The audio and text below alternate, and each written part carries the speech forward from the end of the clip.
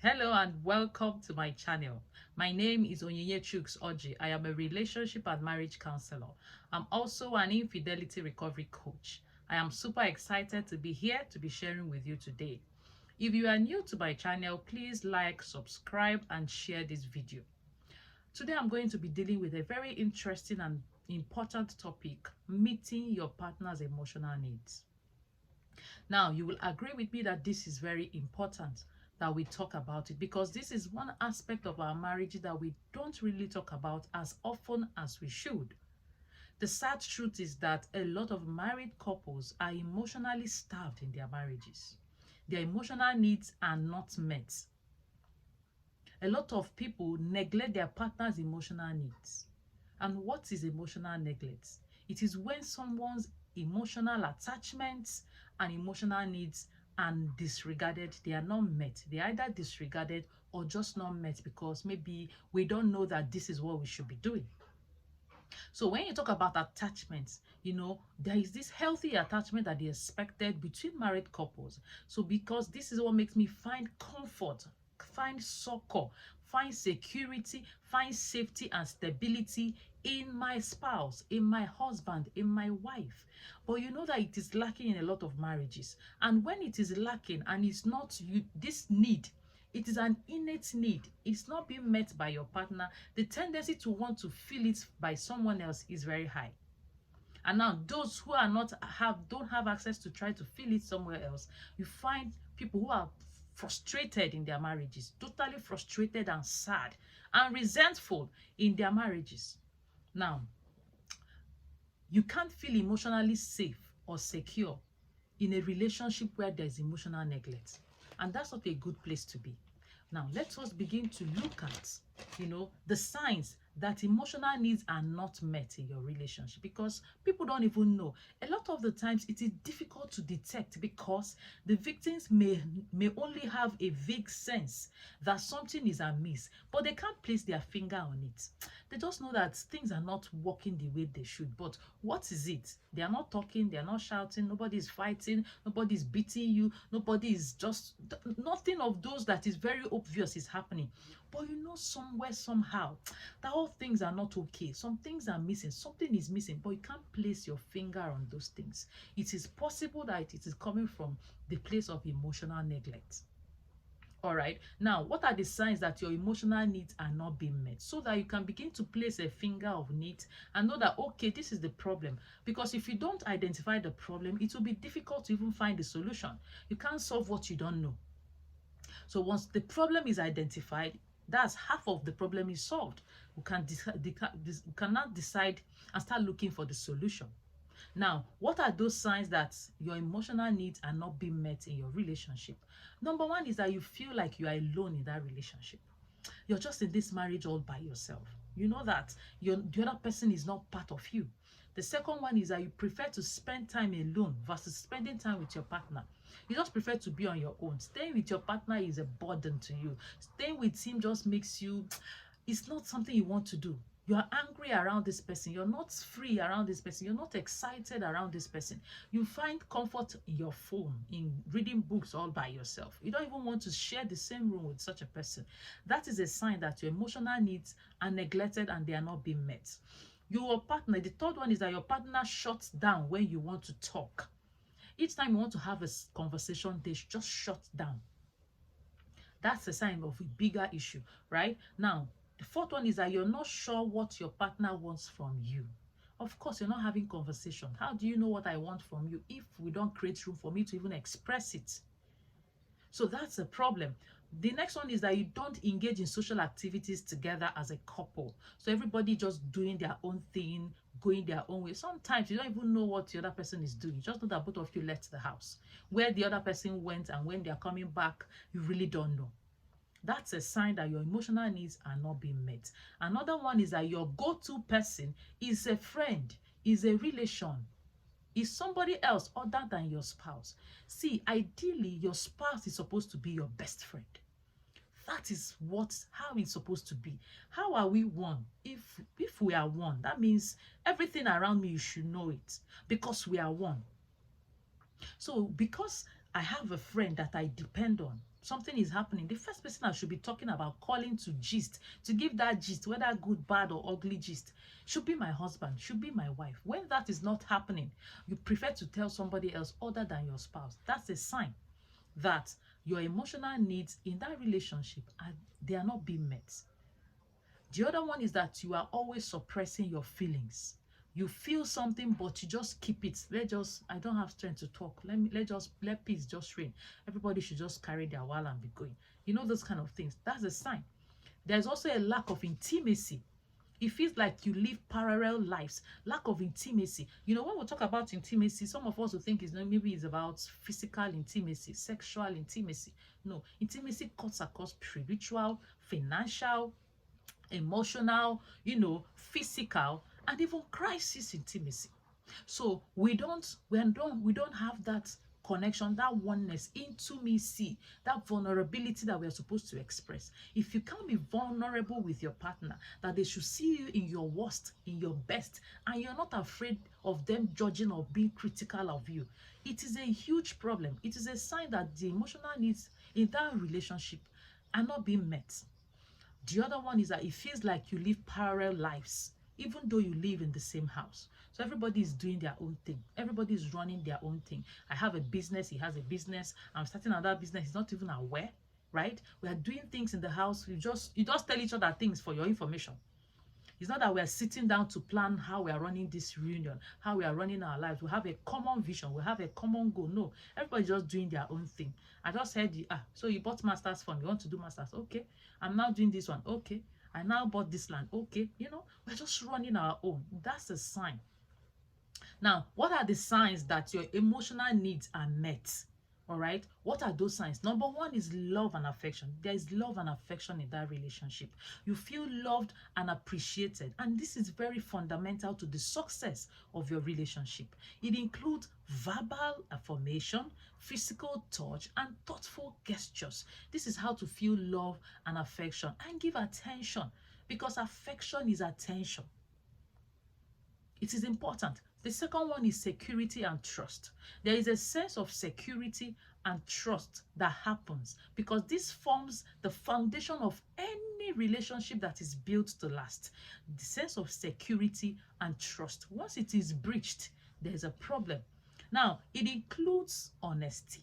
It includes reliability and includes transparency. Now, these are the things that speak to your security and trust.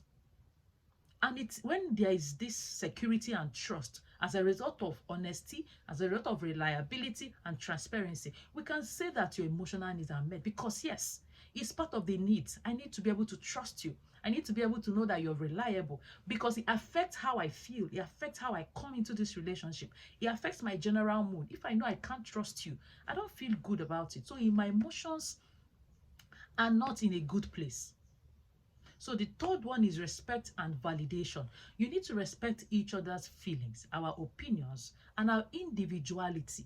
Yes, we are one. We are married. We're supposed to be one, right? But we are two individuals who have our separate individualities, and that has to be respected.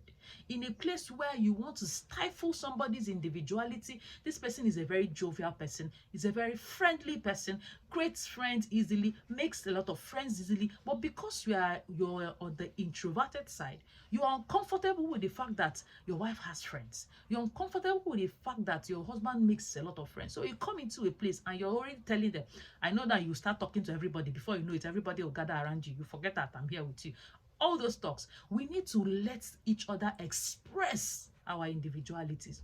Even though we are married and we are best of friends, we cannot take away the fact that we are different individuals. So when you're always trying to stifle the person, that's a problem. So when we have a room where my opinion is heard, is valued, and I'm allowed to live my full potential, I'm allowed to live my personality, it speaks to my emotions and it helps me. It makes me know that my emotions in this place, the emotional needs here are met because part of our emotional need is respect, is validation.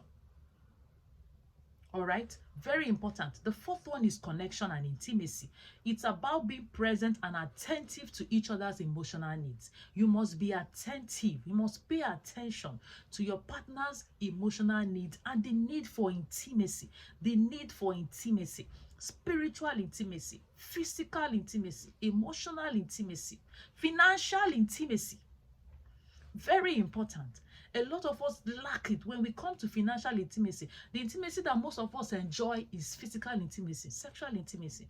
And most times, this sexual intimacy is from a place of obligation. It's not in that this is what we want. It's not from a mutual need for the other person because there is a bond and connection with this person. No, it's just because it's an obligation. That's why I cannot deny my wife. I cannot deny my husband. And that's why we are physically intimate. So that in itself is even a problem. Because the intention, the purpose behind the intimacy is not what it should be, because we are mutually into each other, we love each other, and we want to be with each other. Now, the physical intimacy is just about, let me just, get off and move. So we need to cultivate that intimacy in a place where we are financially intimate, we are physically intimate, we are spiritually intimate. It gives me a sense of stability, a sense of security, and a sense of safety. And that speaks to my emotions. My emotional needs are met. I am stable. I'm at a very mentally stable place to be the best version of myself, to be the best person, to be the best wife, to be the best mother. Because I cannot give what I don't have. If I'm a very perpetually sad person, it will tell in the environment I live in. It will tell even in everything I do. So it is very important. Number 5 is support and encouragement. That's a way to speak to your partner's emotion. Support and this is what happens, and you know that, yes, the emotional needs here are met where there is support and encouragement. So you provide emotional support, you provide encouragement, you help your partner feel understood and valued. It includes listening, empathizing, and offering reassurance. Very important. That's how you provide support and encouragement. You listen to them. You listen to their worries. You listen to their pain. You listen to their distraction. You listen to whatever it is. You must listen. You must learn to listen. Don't say that it's not important. You're too busy. By the time you're listening, you're offering support. You're offering reassurance. I'm here with you. Sometimes our partners are just telling us the issues. Your partner, your wife is telling you something that happened at work. She's not telling you for your opinion. She's just telling you for you to just validate her feeling and reassure her that you're here. Right? So sometimes you just want to tell, okay, is that how I did this? You should have done it like this, you should have done it like that. That's not what she's asking for a lot of the time. Instead, she's asking, okay, what do you want me to do? What can I do in this situation? But sometimes it's just for you to listen. For you to listen, for her to know that there's someone I can unburden to. And I unburden to this person. The fact that I'm able to unburden to you, I am fine. So the person that I can unburden to, that can encourage me, say, don't worry, you got this. I know you can figure it out. Whatever you need, I'm here for you. So you have encouraged, you have supported, and you have reassured. So when you say you just go out and start giving it, you shouldn't have done it that way. No. So it's fine. I can understand. But don't worry. I know you. I know you're capable. You can do this. You know how to solve this. But if you need anything, I am here for you. If you need anything, just let me know. But don't worry, you'll be fine. You're good at this. You got this. That's what your partner is looking for. And that's a way to know that their emotional needs are met. There is support and encouragement from empathizing with them, from listening to them, and offering reassurance. Now, let's say that you have identified that from the signs to know that your emotional needs are not met that I talked about. Now, you said, okay, in my marriage, I think my emotional needs are not being met. I'm not meeting my partner's emotional needs, or my partner is not meeting my emotional needs, or both of us are not meeting our emotional needs. What can we begin to do? Now, let us look at the strategies to meet emotional needs in your marriage, in your relationship. Number 1 is effective communication. Oh, yes, I'm sure you know, because communication is the base, is the base. We say that communication is the engine room of a marriage. Is the engine of a marriage. It is what powers the marriage. Because relationship is about relating. And marriage is a part of relationship. It's a marital relationship. So for you to be able to relate, you must fundamentally know how to communicate. But you know what? Communication is a skill that is lacking in a lot of our relationships. Relationships, friendship, mother and child, siblings, including marital relationship. Because a lot of the times, based on our upbringing, based on our wiring, our communication is full of criticism, judgment, aggression. And then we carry all that into our relationships. So every time you want to communicate, it's either you're criticizing or you're judging or you're aggressive or you are yelling, you're even abusive in our communication. Some of our communication are belittling, they are insulting, they are condescending. So for you to be able to learn to speak to your partner's emotional needs, you must learn how to communicate those needs. That means you even understand, and communication is not just about talking. It is more of listening. So you need to be listening to the non-verbal and the verbal cues to know exactly how to speak to your partner's emotions. So for you to communicate properly, you need to understand active listening. You need to practice active listening by giving your partner your full attention. All right? Give your full attention. Show that you are engaged by maintaining eye contact, by nodding your head, and by responding appropriately. So your partner is trying to share with you. You're on your phone. Okay, I'm listening. You're not listening. You drop your phone, you make eye contact, and you're nodding. Okay, I see. Okay, so if I get what you mean, I think you're saying that this, you try to repeat, say, okay, this is exactly what I'm saying. That's how you listen actively. You are active in the listening. You're not passive. You're not listening to your, say, yes, it's my ear I'm using to hear. When your eye is on the phone or your eye is on the TV or your eye is in a book, you're not listening. You have to express appreciation. That's part of communication. Express appreciation. Regularly express gratitude and appreciation for your partner. Acknowledge the things they do and the quality you admire in them. Because sometimes we are just quick. We are very quick to say the things that are not going on well, the things they are not doing well. The ones they do well, we belittle it. We just make a mess. We just feel it's nothing. After all, they should know. They know that that's what they should be doing.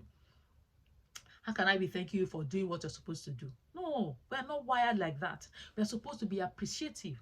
You're supposed to share your feelings. Open up about your own feelings and encourage your partner to do same. Honest communication fosters trust and intimacy. You see, communication is a whole vast model that I can't even begin to go into now. But I know you get what I mean. For you to be able to meet your partner's emotional needs, you must master the skill of communication. All right, you must master, and you must learn to communicate those emotions. You speak their emotional language, the language you understand, not the one you know, not the one you want to be spoken to, not the way you want your emotion to be spoken to. So because this is how I want you to do it for me, that I assume that's exactly how you want it, and I do it based on how I want it. No, it's going to be based on how your partner receives emotional care and attention. And you need to be able to have conversations for you to be able to even get to know what it is and then communicate it in the language that they will understand. The second one is quality time. Yes, you must spend time. See, we are so busy, I understand that. But guess what? People make time for what is important to them. All of us have 24 hours. So for those of them who are spending time with their families, growing their businesses, growing their career, accepting, doing every other thing, it is because they prioritize it. They are doing what is essential per time. They are doing what is essential per time. So in the season of your life, what is essential? And every day there's a list of priority, how it should go. It's supposed to be God, then your marriage, then your parenting, and then your career. So God first, family. Family is your marriage, because your marriage is feeding the parenting. So your marriage and your parenting, that's the family. Then you can talk about your career. Then you can talk about your business. You can talk about every other things, that are important to you. Purpose. But first is God. Second is family. And when it comes to family, marriage feeds the family. So a dysfunctional marriage will totally create a dysfunctional relationship and a dysfunctional parenting, because two people who are at a loggerheads can't even join together to parent, because two cannot agree. Two cannot work together when they don't agree. So you must learn to prioritize your time. Make time for each other regularly, whether it is through date nights, through shared hobbies, through simply spending quiet moments together. Every single day, try to spend quality time with your spouse. It is important. It is not even in the length of time, it is in the content. So you're spending 10 minutes with content. You can stay the whole day in the house with this person and the person does not feel your impact. The person does not feel your impact, but you can stay 5 minutes. In that 5 minutes, you have told the person how wonderful they are. You have given them like 10 hugs. You have given them a lot of smiles. You have smacked their butt. You have done a lot of things. You have just hailed them. You've just affirmed them. You've just appreciated them for all they are doing for you. You've just been in 5 minutes, and the person is all glowing, all excited, all go, thank you for this spouse of mine. Thank you for my husband. Thank you for my wife. You did all that in 5 minutes. But you can stay the whole day and your body present, absent-minded. So that's quality. That's why they say it's quality time, not quantity. Be present when you are there, and be fully present. Avoid distractions. Don't be with your spouse and you're distracted by a lot of things. All those things will be there. Pay attention to your spouse. Go on and do what you need. Prioritize your time and make sure that family time, marriage time is embedded in your daily routine. It is very critical. It is very critical for the success of your family and your marriage. It is very important. The other one is physical affection. The third one is physical affection. Show affection, physical touch, such as hugs, kisses. I mentioned it earlier. Holding hands, cuddling each other. These things help to reinforce emotional bonds and convey love and affection. And especially when you understand your partner's love language, that it is physical touch, that it is quality time, that it is words of affirmation. Why can't you do it? Everybody wants to be touched. Everybody wants to be loved on. Do that for your spouse. Understand their preferences. You need to understand and respect your partner's preferences for physical affection. It's very important. Everyone have different comfort levels and ways they want to feel loved. I mentioned it earlier. It's not about how you want it. It's about what your partner wants. So we are selflessly serving each other. How can I make your life better today? How can I make your life more meaningful today? How can I make your life more lovable and enjoyable today? So you are all about selflessly serving each other. Imagine that my husband is selflessly trying to serve me and I'm selflessly trying to serve him. We are going to be two selfless people, enjoying ourselves and having the best marriage there is. It is very important that we begin to do these things for ourselves and for our marriages. We should stop wasting time. All right. Now, the fourth one is acts of kindness. A lot of married couples are not even kind to each other. And that's a very terrible place to be. So small gestures. It doesn't even have to be so big. Small acts of kindness, like, making a favorite meal for them, leaving a note, sending a little text for them, doing a chore that that this person is overwhelmed, doing a thoughtful thing, just doing something thoughtful for your spouse. All right, so they know that they are going to pick the kids from school, do all that, and you're coming home with something very thoughtful. I bought this yogurt for you. I bought this for you. You have been so amazing. I just decided to do this for you, for all the things you are doing. You're showing thoughtful acts of kindness and acts of service. It is very important. You need to support each other's goals and dreams. All right, now the fifth one is emotional support. Be empathetic. Show empathy by trying to understand your partner's emotion and perspective. You need to validate their feelings even if you don't fully understand them. That's a way to be empathetic. Learn to speak to their emotions. Okay, sometimes your wife may just be in a very bad place. Maybe her hormones, maybe something is wrong, and she's just not in the mood. She's just cranky for no reason. And you know that this crankiness is not making sense. So why would you just be cranky all of a sudden? Why would you just be moody all of a sudden? You need to be empathetic. You need to be empathetic. Even at that moment, when somebody is down, is not the time to kick. You don't kick a man or a woman when they are down. What you show them is love, empathy, and understanding. All right, even when you know that this one is not making sense, which kind tantrum it is, just be empathetic. They know. Sometimes they know. They can't even help themselves. So sometimes we just be angry for nothing. you just be your body is just ticking for nothing. You know what you're doing is wrong, and you know that this is you're doing is not okay, but you can't help yourself. Then somebody is criticizing it, somebody is being critical, so it worsens it for you. But imagine that you're doing that and they're showing a lot of comfort, they're showing you a lot of love, they're saying don't worry, you'll be fine. What is this? Like you need a hug, and you just go and hug them inside their crankiness. You will leave, they say this is my husband self, and they're happy.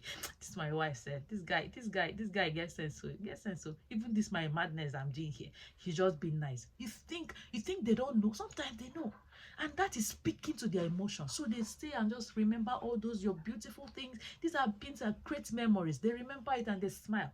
They remember it in their office and they're smiling. Chai, this guy is too much. This my wife is too much. Upon all this, my misdemeanors, she just handled it so well.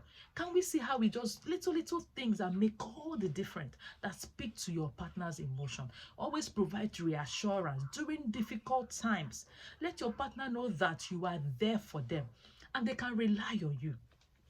So I'm not feeling sad. I'm still wondering how my husband is going to feel that I'm angry now. My anger is going to irritate him. Let me just be managing myself. No, that's not how marriage should be. We should be able to live our lives, and be vulnerable to each other. And in that my most vulnerable state, I know you're not going to throw me under the bus. I know you're not going to make me feel inadequate or feel stupid or feel less of myself. I know you're going to understand me and you're going to be a comfort and a succor. You're going to be my husband. You're going to be my wife in that my moment of weakness. This is a powerful way to speak to your partner's emotions. Very important, and to meet their emotional needs. All right. Now, the next one is conflict resolution. You know, how you resolve conflicts has a direct effect on meeting your partner's emotional need, on how their emotional state will be, even when the conflict is gone. So the things you do during conflict will give me an idea of the kind of person I am married to. So even when everything is, there's this thing in me that's, say it's because everything is fine now. When everything is not fine, you start showing yourself. And that's not a good place to be. You need to learn to address conflict calmly and constructively. Focus on resolving the issues rather than winning the argument.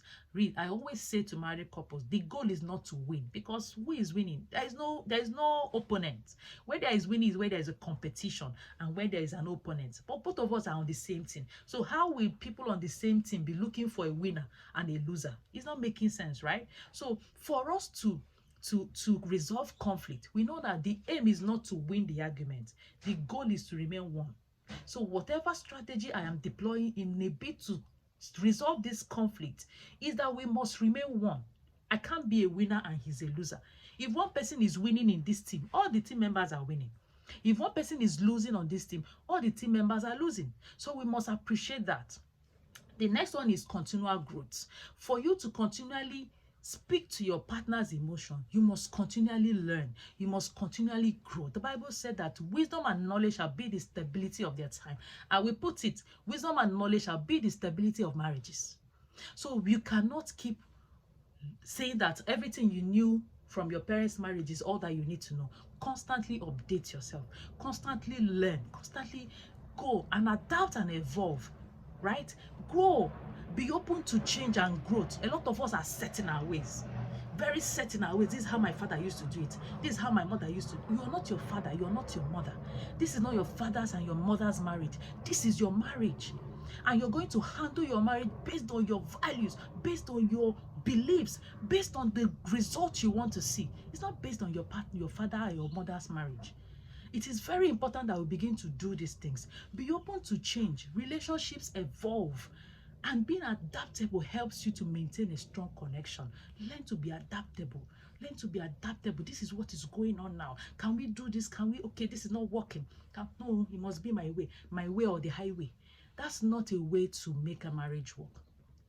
I hope this makes sense to us. Thank you for being here. Thank you for watching. Please, if you have any questions, feel free to drop in the comment section. If you have any contributions or something you learned from this video that you want to share, I'd like to read from you. Also, drop it in the comment section. Do not forget to like, to subscribe to this channel, and to also share this video with your family and friends. Thank you for being here, and do enjoy the rest of your day. Bye.